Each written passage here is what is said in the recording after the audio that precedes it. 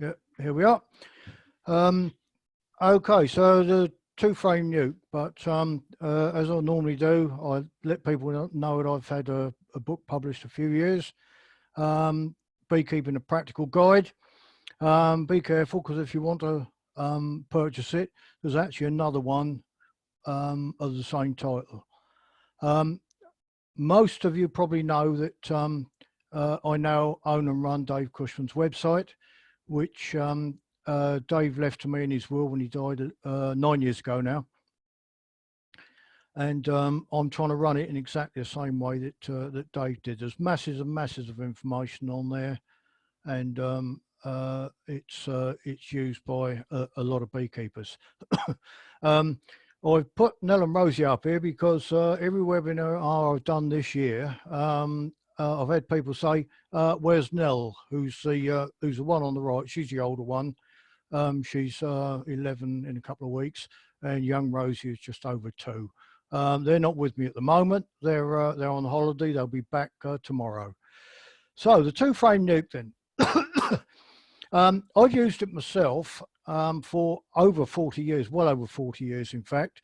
And it's something that I sort of hit upon by accident. There's nothing special about it. It's just one of those things that sort of works. You won't find it in books.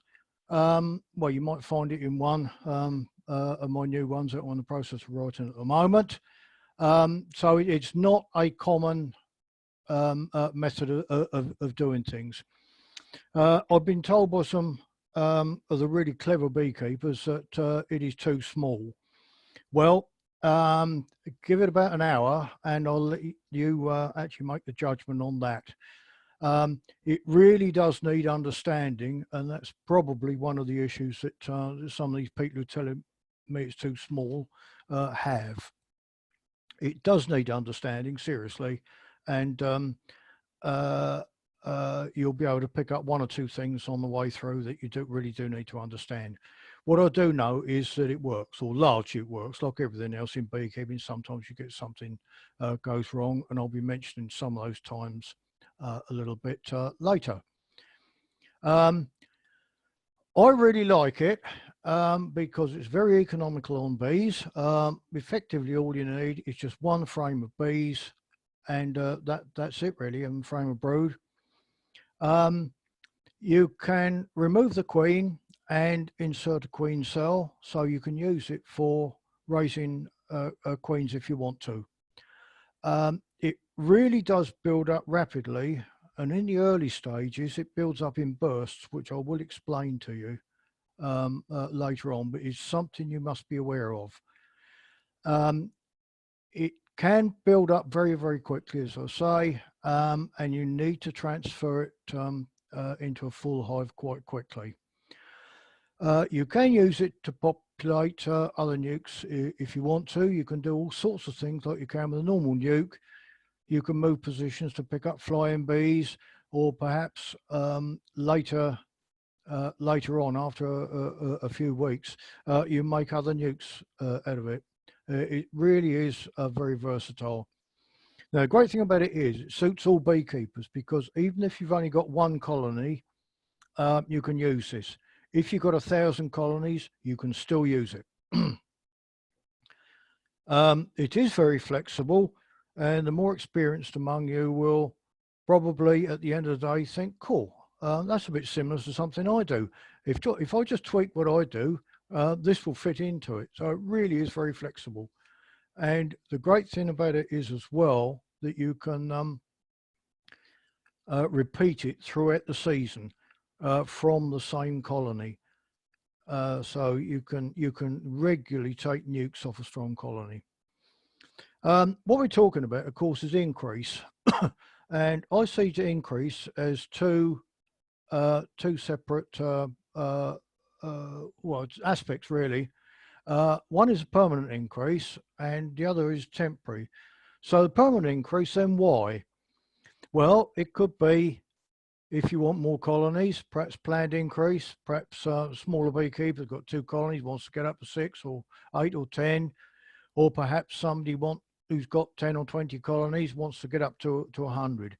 You can do it quite easily. you can do it quite quickly and without much real cost. Or perhaps use it for making up winter losses. It always amazes me that most beekeepers have winter losses. When do they make make good their losses? They usually do it in the spring, don't they? Well, that's the time when you really need your colonies as strong as you possibly can.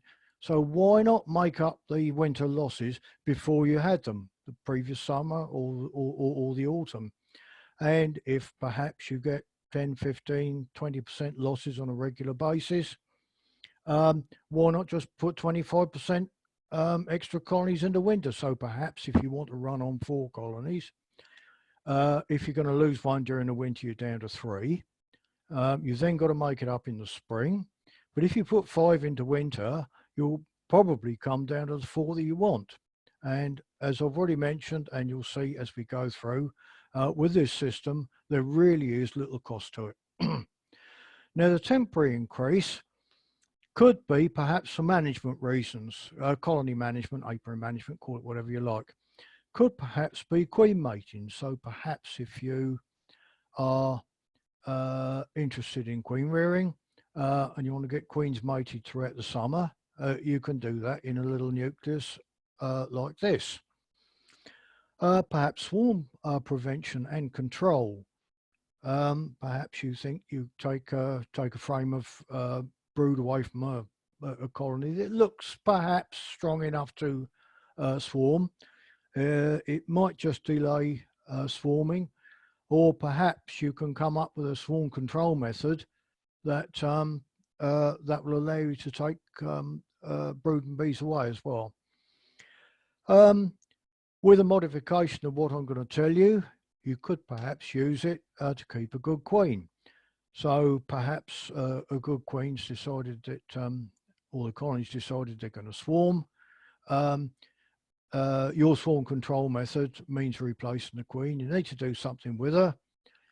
You don't want to put your boot on her, so put her in a little nucleus. Now, if you get too many of them, you may decide to reduce them later in the season. Well, of course, it's no real problem uniting them back to what you want. And of course, you can possibly dispose of them. Perhaps you feel a bit sympathetic to some of the newer beekeepers, so perhaps you can give them a nucleus, or perhaps sell them. And what I've noticed in my years of beekeeping is that more and more, or they're getting more and more beekeepers who aren't that keen on producing honey. Well, why not just produce bees? If you can get a nucleus or a couple of nucleus out of a colony in a year, that's probably 250, 300 pound. And if you don't like producing honey, it's as equivalent to sort of 40 or 50 pound of honey sale, isn't it? So making up a nucleus, and 2-frame nuke in particular, what do you need to know then? Well, as with everything in beekeeping, you need a sound knowledge of what I call the basics, the simple sort of stuff, life cycles, what happens in a colony when it's preparing to swarm, disease diagnosis, all sorts of things like that. Simple things that all beekeepers need to know that are factual. Bees from 2 colonies, if you put them together, will probably fight. Not always. At the moment in my area where we've got a massive nectar flow on, you can do almost anything with bees. But if you've got a nectar dearth, you very definitely can't. Usually bees from 3 or more colonies, if you put them together, let's say we make up a 4-comb nuke with 4 frames of bees, 1 from each colony, in general, they won't fight. If you do have problems, remember that bees, if they're exposed to light for about 10 minutes or a quarter of an hour, they don't fight. So perhaps if you have a couple of empty brood boxes, space the frames of bees out, and then you can put them together after about a quarter of an hour. In general, returning foragers don't fight, and young bees don't fight either. If you make a nuke or any colony up on site and leave it there, the flying bees are going to return home. So you've got to make sure that you put enough extra bees in to cover the combs that the departing bees would have covered.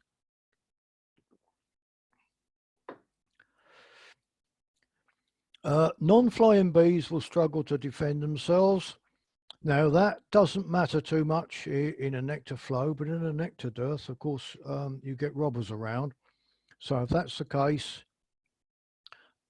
close up the entrance as best as you can.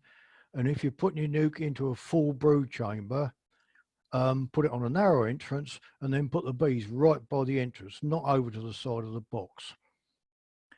I don't like feeding bees during the summer at the best of times, but there seems to be a modern culture of feed, and if you're in any doubt, feed again.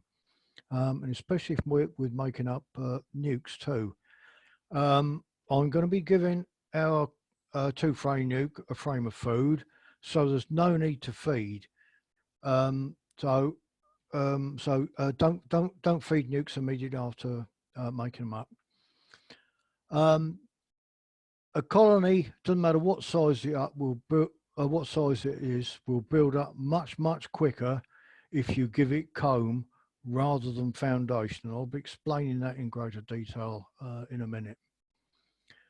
If you remove a queen from a colony, or you take frames away from a colony and leave the queen behind, if you've got larvae young enough, the bees will always build emergency cells.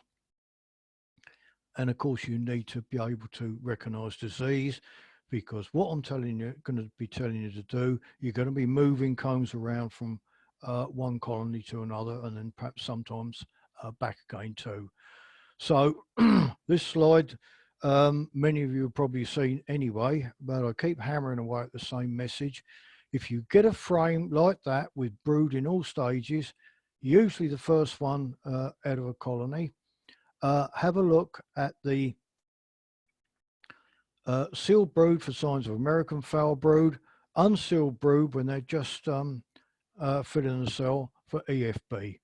At every inspection, so every colony you go to, the first frame you come across like that, do it. Make it habit, exactly the same as you would you light your smoke or you pick up a hive tool. So what do you need then? Well, a nuke box is fairly handy. I'll put a question mark there because you don't actually need one. If you haven't got one or you haven't got a spare one, that's okay. Just use a full brood box, put a entrance block in, and by the hole, make sure you put the bees fairly close to the hole so that they can defend it. Now, certainly in the early days, you'll have lost your flying bees. They're going to struggle to defend it anyway. But after a day or two, they should be okay. You'll need frames of one description or another. I prefer comb.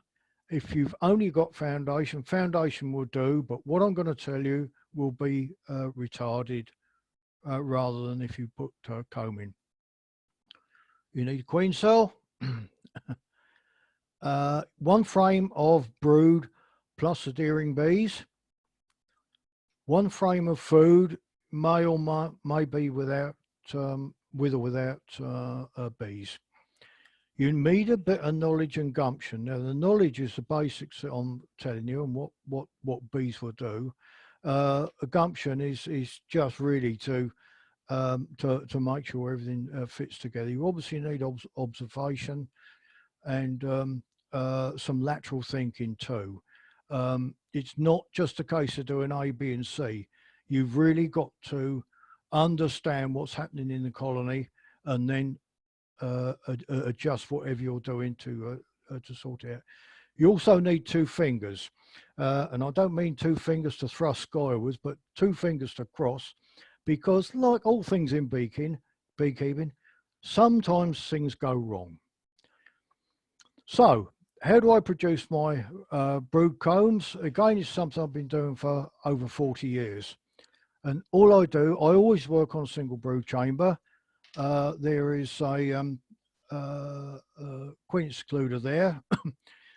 What I do is get my brood combs built above a queen excluder in a brood chamber. So in that brood chamber, there will be 11 frames of foundation. Now, largely they will be worker, although I do have drone as well. Now, if you put worker comb immediately above a brood chamber, what happens is the bees in the middle 3, 4, perhaps 5 combs, might even be more sometimes, they will put pollen in. They don't put pollen in drone comb. So the super above, in fact, most of my supers have got a drone comb. If I have got worker, I tend to put them to the outside of the boxes. But these two will probably have, these two supers will probably have drone comb in the middle. Now, as soon as the bees start working on this foundation, I reverse them and put the brood chamber above. This is a different colony, but the brood chamber is now there with the super underneath. This is one that's in my garden at the moment. In fact, the photograph's only a couple of days old. The other one's probably 10, 12 years old, one on the left. So what's happening now is this super will be drone comb. The worker comb is far enough away from the brood that the bees will only put a tiny bit of pollen in there. The problem, of course, with pollen in combs you're going to extract is that you swear about it for a start, because it's a bit difficult to drag your uncapping knife through. It throws your extractor out of balance, and if you don't use the combs straight away, put them back on the bees, they go into the back of your shed and the pollen goes mouldy. So that's what I do. And the benefits of this are that the foundation doesn't go stale, because bees will only draw out foundation if they've got if they produce the wax. They can't produce the wax unless they've got some income with which to use as the raw material. So it's either going to be a nectar flow or feed. And as I've already said, I don't like feeding during the summer. So if you put foundation into a brood box and you get a week's bad weather, the bees just climb all over it and make it go all sort of as a sort of glaze they put on it. So if you get another week's bad weather, they start chewing holes in it. Out comes the sun, and they don't build a foundation as they should do. They tend to build it all sort of higgledy-piggledy all over the place. So you tend not to get, unless conditions are absolutely right, you tend not to get good combs if you put foundation in the brood box. So the bees draw comb out far better above the brood, above the queen excluder. There's nowhere near as many bees on the combs in the supers as there is in the brood chamber anyway. Once they build them out, you can uncap them nice and straight, and then you've got some beautiful combs that you can use, and they can be used instantly too. And queen will lay up almost straight away. She hasn't got to wait for the bees to build the foundation out. Therefore, you get a much quicker build up. Now, you've also got combs of food if needed. So if perhaps you get a nectar dearth for 2, 3, sometimes 4 weeks, nukes are quite vulnerable. All small colonies are quite vulnerable in several respects. Food is one of them. Well, if they run a bit short, just take a a comb out of one of these brew chambers that's been used as a super, and you can feed them straight away. You haven't got to chug off indoors, make up some syrup, wait for the evening, feed them, and then worry about robbing, because providing you don't take any bees with them, you can feed them straight away. And again, more flexibility. Now this is looking down on the top of a brood chamber used as a super. Look how nice and straight those combs are. If they're uncapped nice and straight, then you get nice combs. Here's one that's come out. It's not me holding the comb because I'm taking the photograph, but that's in my apiary at the bottom of my garden a couple of years ago now, I suppose, something like that. But look how nice and full, well built and straight those combs are. And of course, you end up with that if you put that into a colony, so the queen's confronted with it. She'll be a lot happier than if you just give her a piece of stale old foundation. And it's much nicer having that than these, and an awful lot of beekeepers have got that. And you can have a look at that and you can say probably a quarter or a third of that comb is going to be absolutely useless. You may think there's no brood on there. There isn't, apart from just there's a supersedure cell. Now, if anyone tells you that queen cells aren't built on combs without brood, you can tell them I said so, and there's the evidence there. So the result of all this is we get some nice virgin comb, never been laid in, and make some brilliant combs, which is a really valuable commodity in any apiary at any time of the year. Well, not any time of the year, but any year.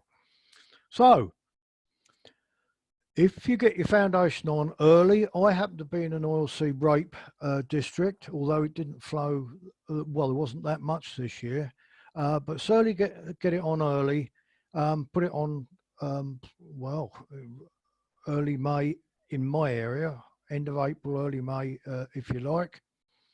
As I've already said, try and get a super running first if you possibly can, so you get the bees up to the queen excluder. I know some people aren't in a rape area. Well, then they've got to wait for their main flow. If you leave it too late, and it's beginning to get a little bit late now, the bees haven't got a chance to fully draw out all the combs. Once they're drawn, even if you don't use them straight away, they will store for some time, certainly 2 or 3 years, anything up to 5 years. The worst thing that can happen is a little bit of problem with lesser wax moth, unless, of course, you're daft enough to let the mice in. So the 2-frame nuke then. I knew we'd get round to it sooner or later. When to start?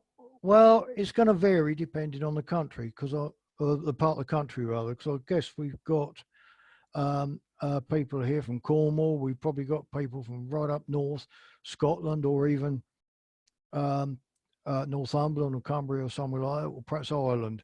You know, you could be a month out with any of those places, but really it's when you get queen cells available, preferably ripe, or if not ripe, fairly old. Rather not have unsealed ones if we can help it. So the 2-frame nuke then. There's a nuke box. What do we have? A frame of food. So this is one of the frames. That one is part food, part brood. Notice the brood is sealed, but there's enough food on that comb for a little colony for a couple of weeks. That's really what you're after. By choice, I probably wouldn't use that, but it's okay, you'll get away with it. Next to that, put a frame of sealed brood with adhering bees. Now, they don't have to come from the same colony. Don't worry about it. I know what I said about 2 bees from 2 colonies. But once you get to this point, you put it in there. All you do is pick up the nuke box and hammer it down on the ground half a dozen times, and you don't have problems with 2 colonies fighting. And there's something you won't find in books, and you probably won't pass an exam on it either, but it works. So, because some of those bees that you're going to put in are going to fly home, you need to add young bees. Add young bees because, of course, they can't fly. But why do you do it? I know the usual tricks of shaking in extra bees. What they don't tell you is you need to look at the frame to actually see if you've got young bees on there in the first place. Because if you haven't, then they're all going to fly home. You really need to make sure that they are all young. Just have a look at them. You can tell if they're what's young bees and what's older ones. Lightly shaking a comb sounds wonderful, but even after keeping bees 57 years, I can get it wrong. And the reason is that they don't tell you is it's actually temperature reliant, because the cooler it is, the more everything hangs on. The warmer it is, the more everything flies off or falls off. So that's not a particularly good one either. There's 2 ones that I particularly like. Both a little more time consuming, but they're reliable. One is to put a board up against your nuke box. That is a sloping board, a little bit like if you put a board up for a swarm. Take some frames of bees from other colonies, minus a queen of course, and shake on the bottom of the board. What should happen is, and this is where you need your 2 fingers to be crossed, what should happen is flying bees will fly off home. The young bees, because they can't fly, will walk up the board into your box. So that's one way. Another way is take a strong colony, take your supers off, put the queen excluder back, put an empty brood box on top of that. Go to whatever colonies you like, it doesn't really matter. Get 2 frames of young unsealed brood.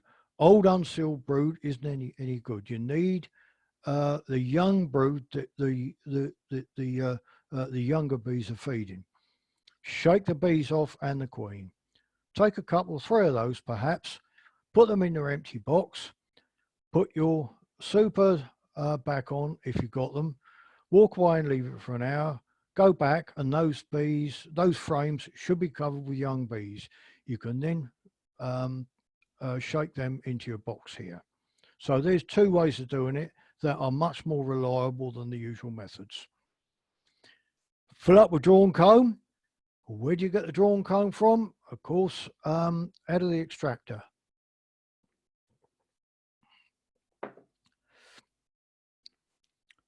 I'll mention again, that's really economical on bees, because really all you've done is you've taken a frame of brood and bees. Okay, you've shaken some in from somewhere else, but it's only really to replace what's flown home. That's a good food frame. I would probably prefer that myself rather than the one I showed you, but I showed you both, so because I did say it is flexible. That's absolutely fine, and that's going to keep a colony fed for some time. That's a nice frame of sealed brood. It's what, sort of 3/4 full perhaps. It's got a little bit of food on it, and it's probably round the edge of the sealed brood got some younger brood coming on. So that's absolutely fine. Either of those have been good, obviously with bees on. And when I say bees on, covered with bees, that's what I mean. If you can see the brood, in general, you haven't got enough bees in there. So something like that frame, if it's largely sealed brood, that would be absolutely fine. Now, oh, sorry, I should have gone back. If you're going to keep it in the same apiary, yes, add young bees. If you're going to take it 3 or more miles away, of course, there's absolutely no need to. A frame like that will be more than adequate. So now you need to manage the nuke, and it's not just a case of dumping it down the bottom of the garden and leaving it till it swarms, because swarm it's likely to. So this is what we got. Give it a queen cell. I'll go through that a little bit in a minute. Now you need to make sure that it's been queenless for a few hours.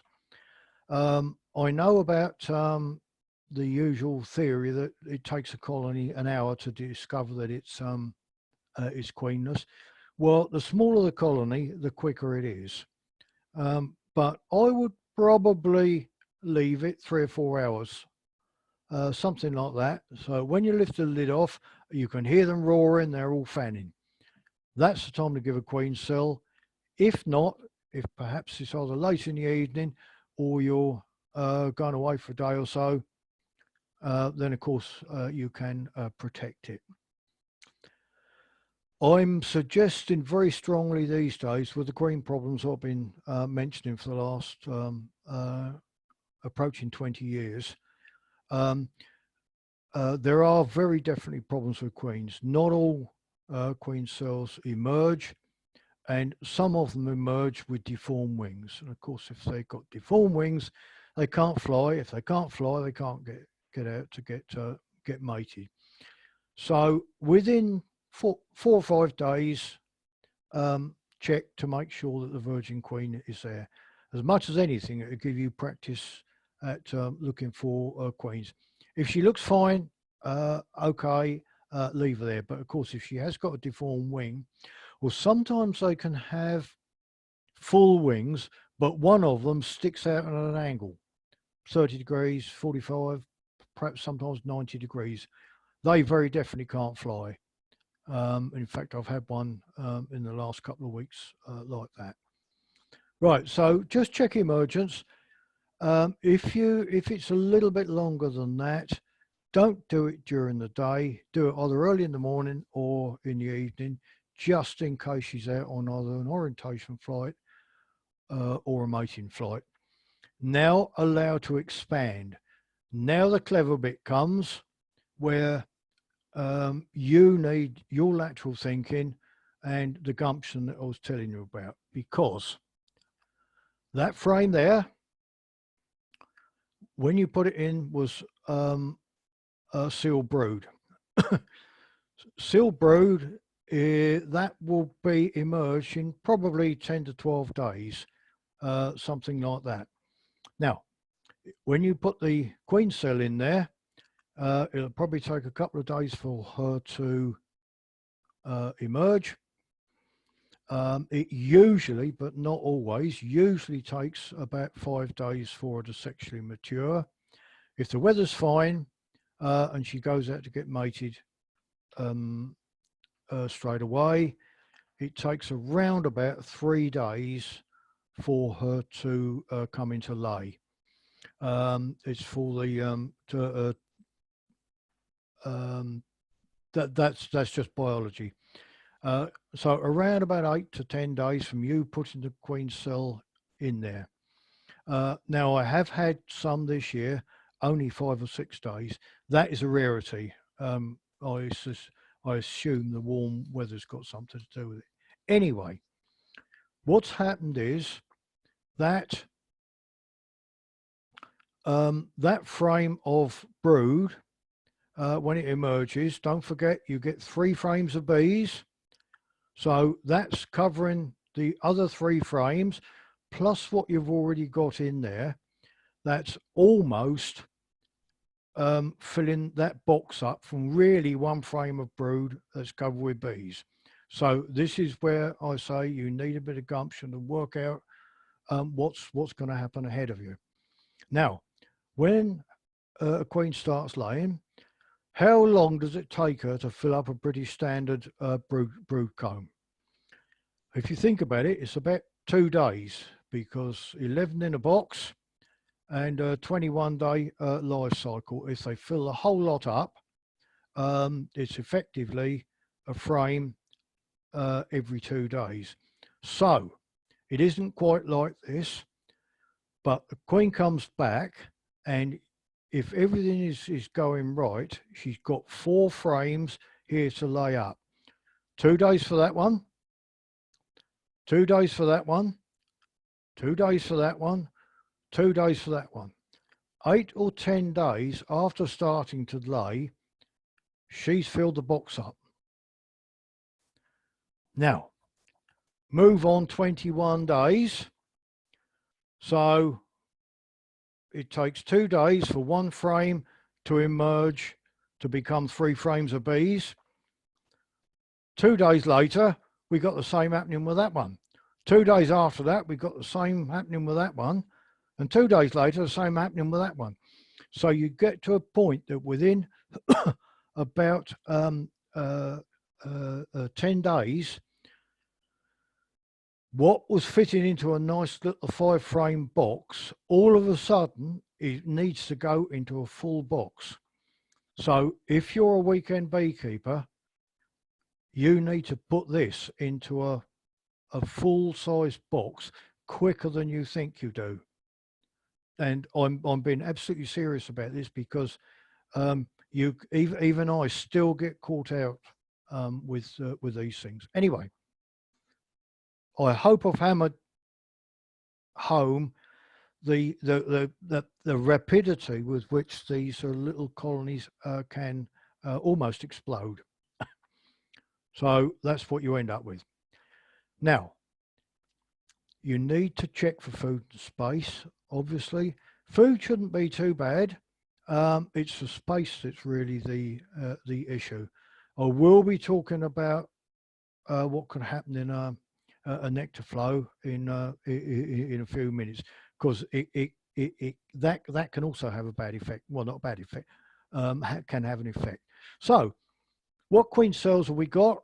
Well, that looks like being a pretty good natural queen cell to me.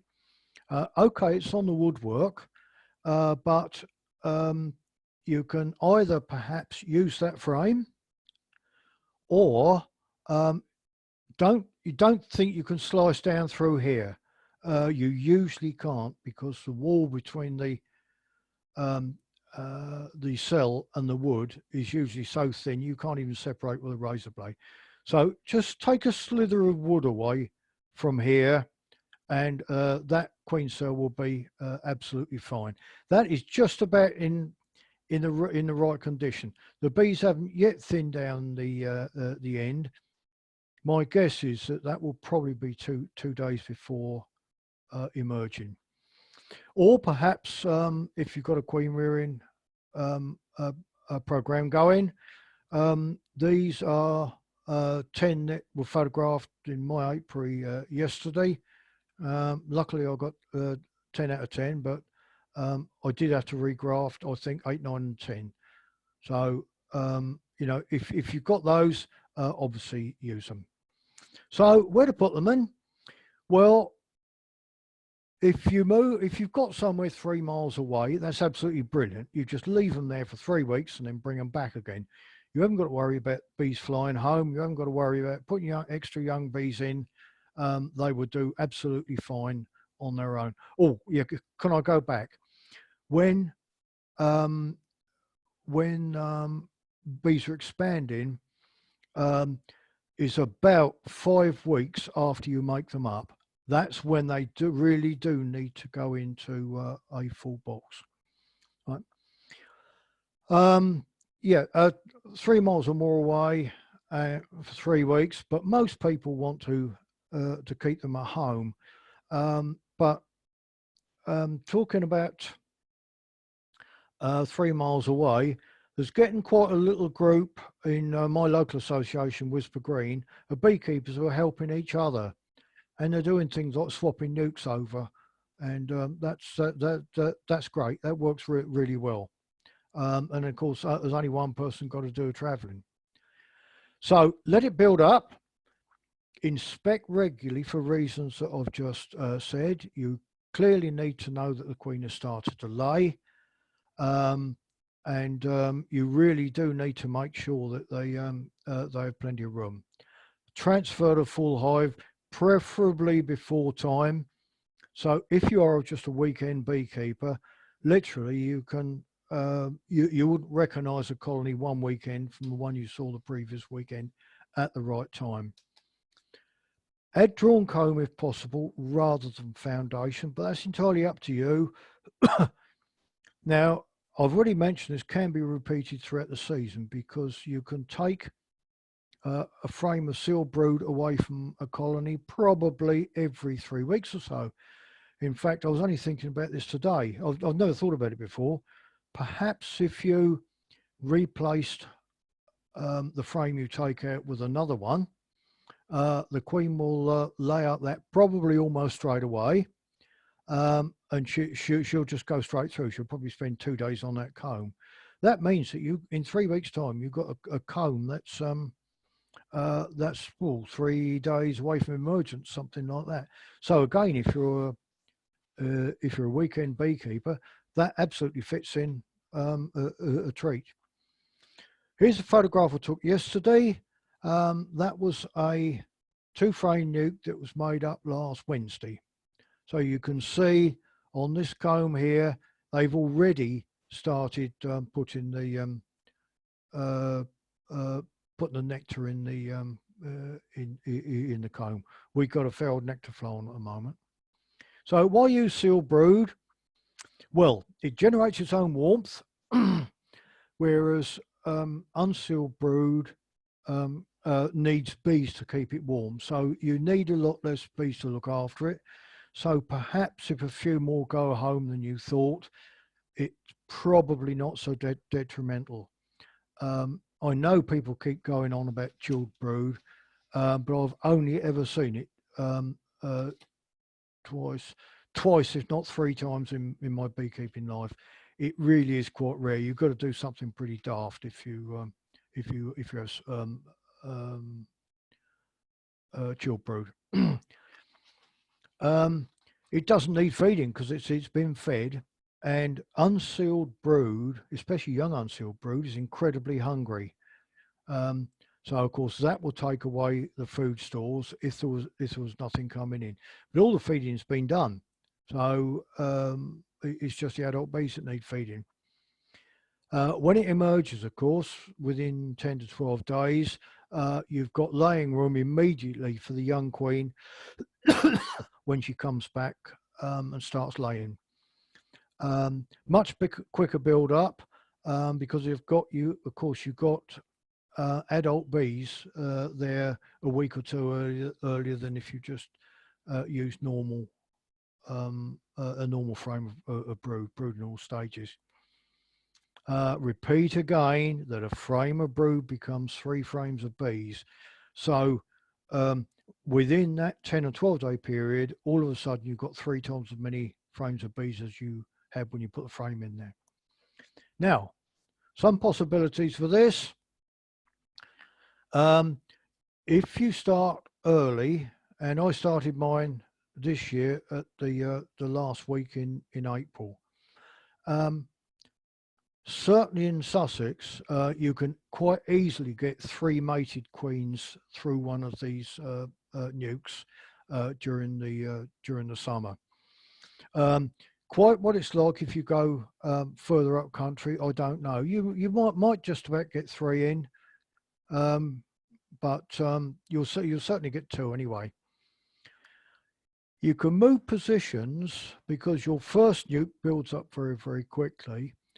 The position you put that in, if you put your second nuke in that position, you haven't got to worry about bees flying home because you're relying on the flying bees of the one previous to that filling up the box.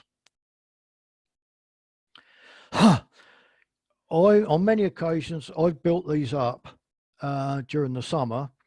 I've made lots of uses of them at the same time, but I haven't fed them because they've really got their own. So you if you overwinter it, all you've got are 11 frames, and you need them anyway. So there's absolutely no cost to it.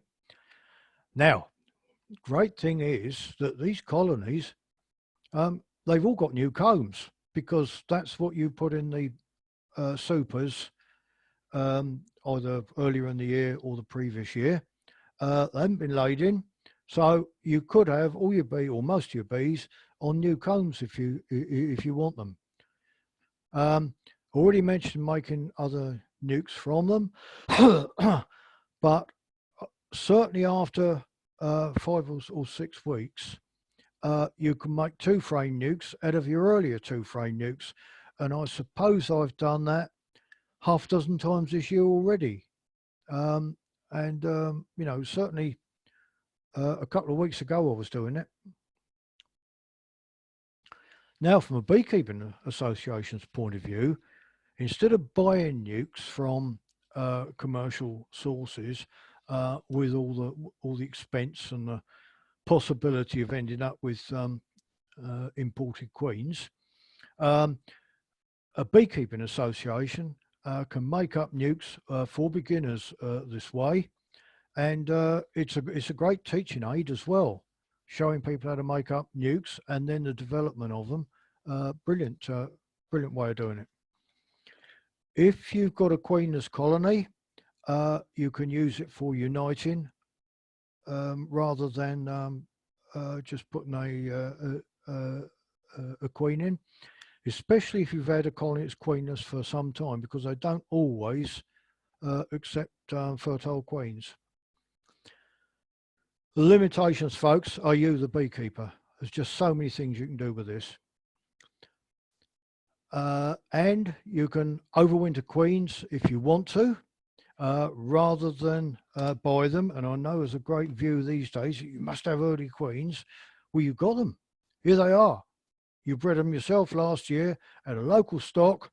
They cost you virtually nothing, and they're there ready to go, and you know they're going to be okay. And you know they're going to suit the district, because they've already survived one winter. Now, a couple of problems. If the queen fails, which they're likely to, whatever you do, all you do is just take another frame of sealed brood from another colony, shake the bees off, because of course you've already got bees in your nuke, shake the bees off and insert that, add another queen cell, and really all you're doing is putting things back a couple of weeks. That's all. It's not disastrous. Of course, you've got to work out that the colony is queenless at a fairly early stage. And one way of checking that is, I did this on last Wednesday, I think.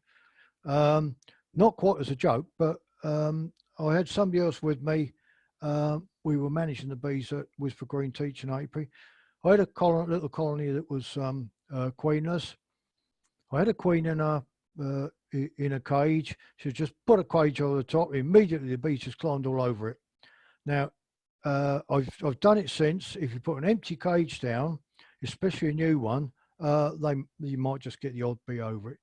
So that is a quick and easy way of determining if a colony is a queenless or queen right.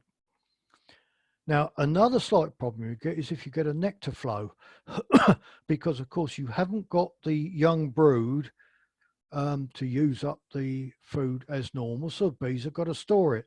They haven't got a super. They got 4 empty combs here, so what do? They fill that up, don't they? And it's not a problem. Don't worry about it.